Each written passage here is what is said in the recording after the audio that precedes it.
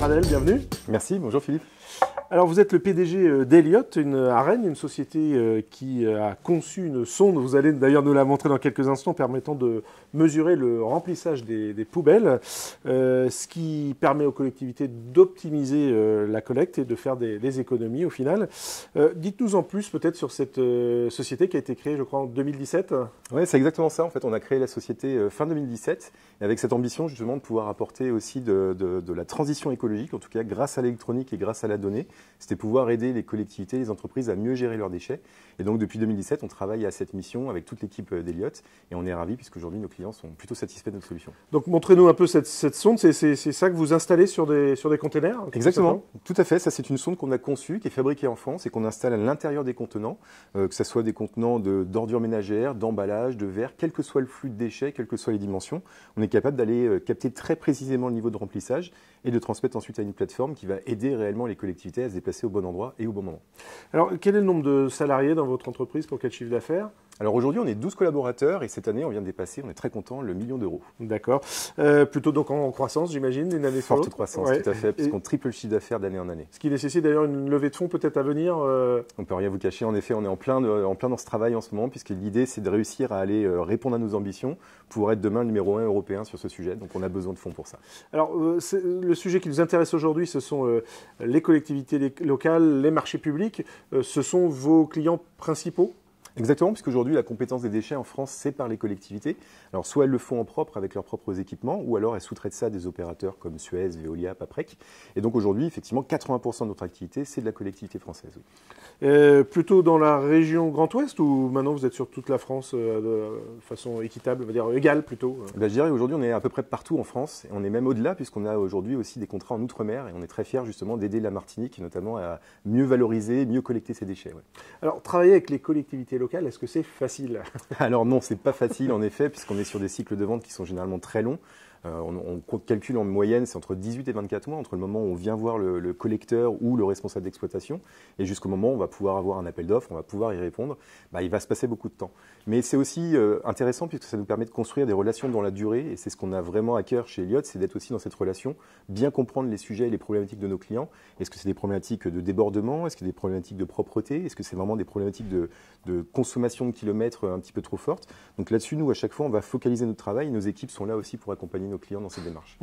Alors comment on fait quand on est une entreprise telle que la vôtre et qu'on veut s'attaquer à ce marché des collectivités? Est-ce que vous les contactez directement? Est-ce que vous répondez à des marchés publics? Comment ça marche en fait? Il y a plusieurs phases en fait. Il y a une première phase où on va d'abord stimuler un petit peu le marché, c'est-à-dire on va faire parler de nous, on va faire connaître la solution pour essayer aussi d'attiser un peu l'envie. Et ensuite, on va adresser effectivement ces clients-là, alors soit en passant par les équipes opérationnelles, ou soit en passant aussi parfois par les élus, qui peuvent avoir cette volonté aussi politique à un moment donné, de pouvoir améliorer la propreté et le service public aux usagers. Donc ça nécessite de bien connaître les territoires, de bien connaître les élus qui administrent ces territoires, c'est ça aussi? Exactement, ouais, c'est ça. Il faut bien connaître aussi le territoire, les problématiques parfois des territoires. Je donne un exemple très simple. On a travaillé récemment avec le Pays du Mont-Blanc et ils ont une géographie très particulière avec une forte saisonnalité. Donc là, clairement, notre solution a complètement du sens puisque ça leur permet vraiment d'adapter leurs moyens de collecte en fonction des productions de déchets. Et est-ce que parfois vous avez rencontré vraiment des grosses difficultés avec certaines collectivités, sans forcément les citer, mais en tout cas, c'est quoi les problèmes majeurs que vous pouvez rencontrer? Je dirais qu'on n'en a pas tant que ça de problématiques, hormis parfois ce temps qui est un petit peu long, parce que la décision publique parfois peut être un peu longue, le fait d'obtenir les budgets, etc. Mais je dirais qu'à partir du moment où on commence à développer la solution dans les territoires de nos clients, en fait, finalement, ça va très très vite, et puisque l'idée, c'est quand même de pouvoir répondre très rapidement à leurs besoins. Donc on est capable aujourd'hui de réagir en moins de 3 semaines, pouvoir aller déployer un parc complet chez nos clients. Ouais. D'ailleurs, votre solution est déployée dans combien de collectivités et quel est le volume du parc en fait? Aujourd'hui, c'est à peu près 45 collectivités qui sont équipées de notre solution et on parle à peu près de 10 000 sondes dans le territoire. Et là, on espère, d'ici la fin d'année, quasiment doubler ce chiffre. Vous avez des concurrents? Bien sûr, on a des concurrents, oui. Oui. Et c'est quoi la différence alors? On est meilleur qu'eux, évidemment, tout simplement. Non, déjà techniquement, on a fait un choix au départ de travailler sur une technologie laser au lieu d'utiliser une technologie ultrason comme la plupart de nos concurrents. On a préféré cette solution puisqu'elle est plus précise, plus fiable et plus économe aussi en énergie. Donc, ce qui nous permet justement de prolonger aussi la durée de vie de notre produit, ce qui était vraiment très important pour nous. Et je dirais là aussi, on se différencie, c'est justement sur cette phase d'accompagnement, sur comment on va être capable de bien écouter les problématiques de nos clients et comment on va mettre en place les moyens pour pouvoir répondre à ces problématiques-là. Cyril Pradel, Pradel, avant de poursuivre, je vous propose qu'on se tourne vers Guillaume Bietri, qui est journaliste économique au sein de la rédaction et qui nous propose un tour d'horizon des marchés publics en Bretagne. Très bien. Pour beaucoup d'entreprises, la commande publique est un axe clé de développement. Pour les collectivités, c'est l'un des principaux leviers d'aide aux PME et aux grands groupes du territoire. En Bretagne, les achats réalisés par les collectivités, les hôpitaux, bailleurs sociaux et autres opérateurs publics représentent pas moins de 5 milliards d'euros par an. Sur ce montant, les collectivités pèsent plus de la moitié, dont 330 millions rien que pour la région Bretagne, qui gère notamment les lignes de TER et les lycées. Environ 40% des achats sont consacrés à des services, 35% au BTP, arrivent ensuite les prestations d'ingénierie et les fournitures. Depuis quelques années, au nom du changement climatique, les collectivités ont commencé à peu verdir leur politique d'achat. C'est le cas par exemple de la région Bretagne, qui ne regarde plus seulement le prix pour attribuer ses marchés, mais aussi les engagements écologiques et sociétaux des entreprises. Un changement de taille qui conduit notamment le Conseil régional à privilégier davantage les acteurs locaux. Alors, vous le disiez, Cyril Pradel, les collectivités ne vivent pas au même rythme que les entreprises. J'imagine que ça doit être quand même assez frustrant quand on est une petite société qui grossit telle que la vôtre. Comment vous vous organisez pour essayer de vous suivre ce rythme ? Il y a plusieurs choses en fait. Effectivement, il y a ce temps long avec les collectivités, on le sait, c'est très long, mais à la fin, ça permet d'avoir quand même des contrats plutôt sur le long terme et avec des fortes chances de renouvellement. Donc en parallèle, on travaille aussi avec des privés qui ont souvent aussi des cycles de décision beaucoup plus courts, oui. Et ce qui nous permet aussi de faire des marchés sans attendre forcément qu'il y ait justement des gros marchés publics à sortir. Oui, parce que vous disiez 20% donc de privés. Pour quel type de privé vous travaillez ? Alors aujourd'hui, ça peut être soit directement des fabricants de contenants à déchets qui veulent intégrer directement notre technologie by design, je dirais, dans leur offre. On travaille aussi avec des collecteurs, donc des opérateurs de collecte, donc des gros opérateurs nationaux, mais aussi parfois des plus petits opérateurs. Je prends l'exemple d'Actifrip, qui est un collecteur qui est situé dans la région du Médoc et qui collecte le textile dans des bornes de collecte. Et ce qui est intéressant, c'est qu'ils ont tout ce cheminement de revalorisation. Donc on est assez content parce que ça nous permet aussi, nous, de soutenir un peu cette économie circulaire et solidaire. Et donc notre solution répond complètement à leurs enjeux de comment je réduis mes coûts de collecte et comment j'arrive quand même à tirer de la valeur de ce qu'on appelle des déchets, mais qui sont aujourd'hui des ressources. Mmh. Et alors sur les règlements, on sait que ce n'est pas toujours facile de se faire payer quand on travaille avec le secteur public, notamment avec l'État. Est-ce que c'est la même chose avec les collectivités locales et est-ce que ça prend aussi beaucoup de temps ? Alors je dirais par chance, à partir du moment où on suit plutôt bien les règles, donc on dépose correctement notre facture sur Chorus en mettant les bons numéros d'engagement, les bons numéros de contrat, globalement on se rend compte que les collectivités de manière générale respectent plutôt bien les délais de règlement. On a parfois un peu plus de délais de règlement avec des grands groupes par exemple, et ça c'est assez dommage. On se dit justement qu'on est parfois nous de petites entreprises qui travaillent avec des grands groupes et ça peut être parfois un peu difficile de subir comme ça des délais de règlement très longs. Oui, vous évoquiez Chorus, donc c'est une plateforme en fait sur lesquelles les entreprises peuvent gérer leur marché avec les collectivités, c'est ça ? C'est exactement ça. C'est un outil qui a été mis en place pour l'État pour justement centraliser tous les flux de facturation. Et effectivement, alors c'est un outil qui parfois peut être un peu complexe, un peu touffu, mais je dirais qu'une fois qu'on le maîtrise, c'est étonnant, mais une fois qu'on le maîtrise, je dirais que ça fonctionne quand même plutôt bien. Et puis on a un vrai suivi des différentes étapes de la facture, donc ça nous permet nous aussi de pouvoir s'assurer qu'on est quand même dans les clous en termes de délai. Oui, je pense aux jeunes entreprises qui aimeraient travailler avec les collectivités. Diriez-vous qu'il faut être formé ou à minima informé pour commencer à s'attaquer à ces marchés-là ? Vous-même, comment vous avez fait en fait au départ ? Oui, tout à fait. C'est un point important. Nous, ça nous a pris globalement 2 ans à nous former pour pouvoir être capable de détecter, répondre et gagner des marchés.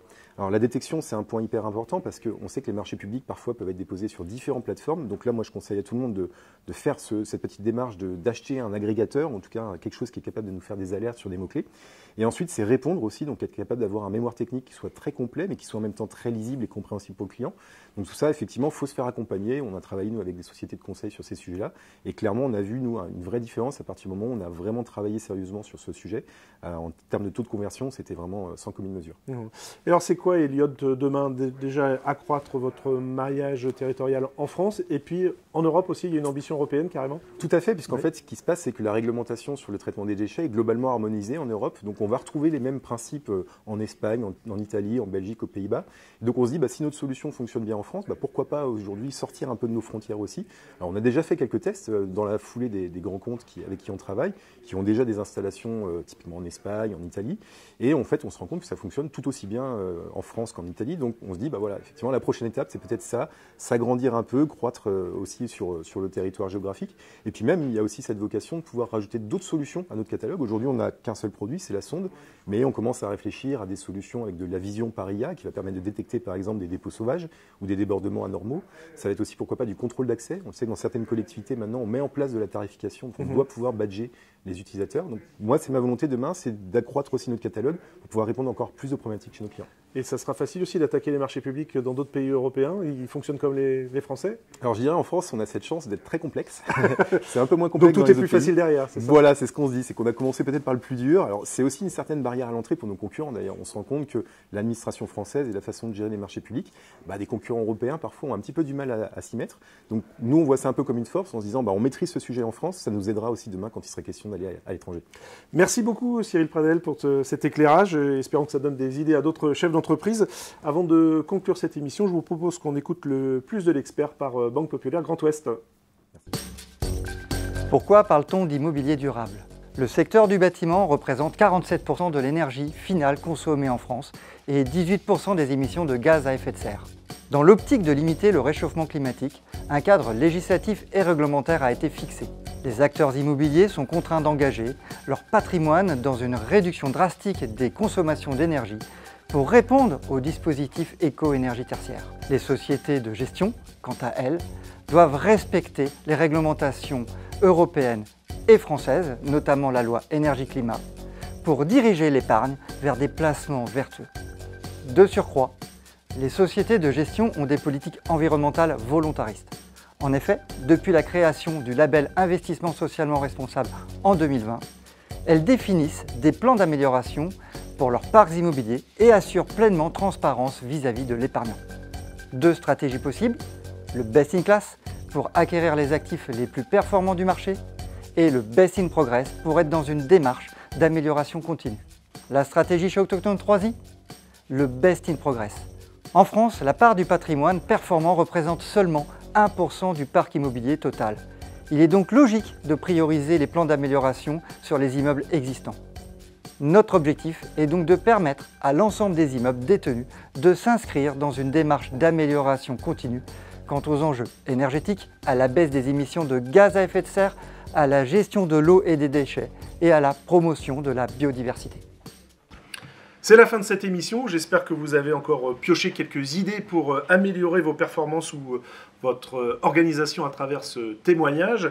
Alors une fois n'est pas coutume, je ne vais pas vous proposer ici une info insolite ou un point un peu plus macro sur la thématique abordée, mais tout simplement vous adresser un grand merci. Alors qu'une saison se termine et que nous en entamons une seconde, vous êtes toujours aussi nombreux à nous suivre. Cela nous encourage évidemment à poursuivre et nous pousse, comme pour toute organisation, à toujours plus d'exigences dans l'information que nous vous délivrons.